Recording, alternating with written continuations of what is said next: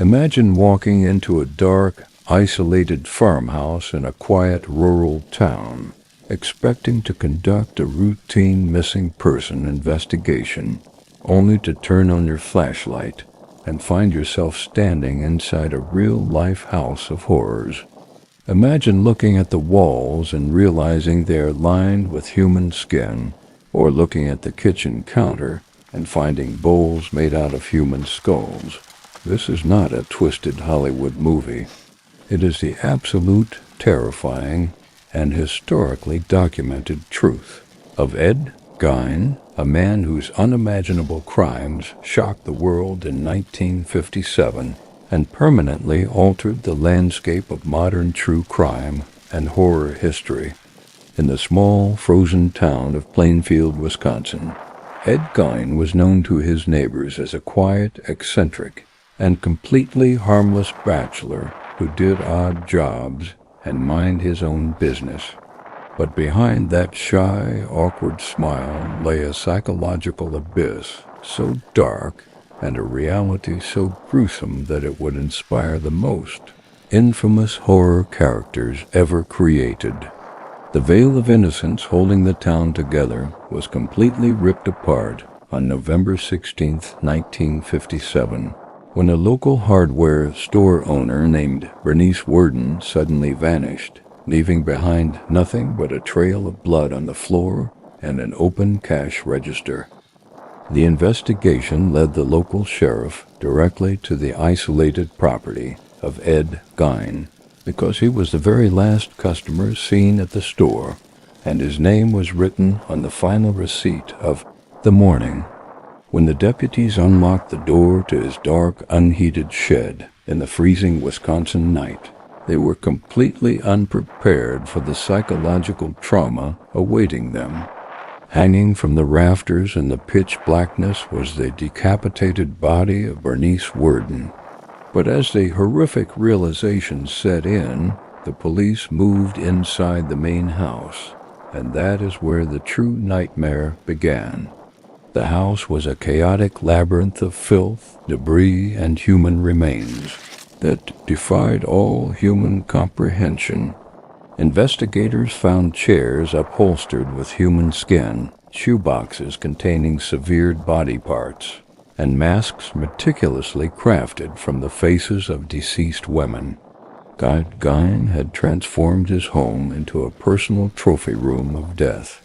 The sheer scale of the horror paralyzed the seasoned law enforcement officers, who couldn't understand how one quiet, unassuming countryman could commit such monstrous acts without a single person in the town ever suspecting a thing. To understand how a human being could turn into such a monster, investigators had to dig deep into Ed Gein's traumatic past, which revealed a devastating psychological breakdown centered entirely around his mother, Augusta Gein. Augusta was a deeply religious, fanatical, and domineering woman who raised Ed in absolute isolation, constantly drumming into his head that the world was inherently evil and that all women were inherently sinful. Ed developed an intense, borderline obsessive attachment to his mother, viewing her as his entire universe. When she passed away in 1945, Ed's fragile mind completely shattered from the agonizing loneliness. Unable to cope with her absence, he boarded up her bedroom to keep it perfectly preserved, while he lived in the filth of the rest of the house.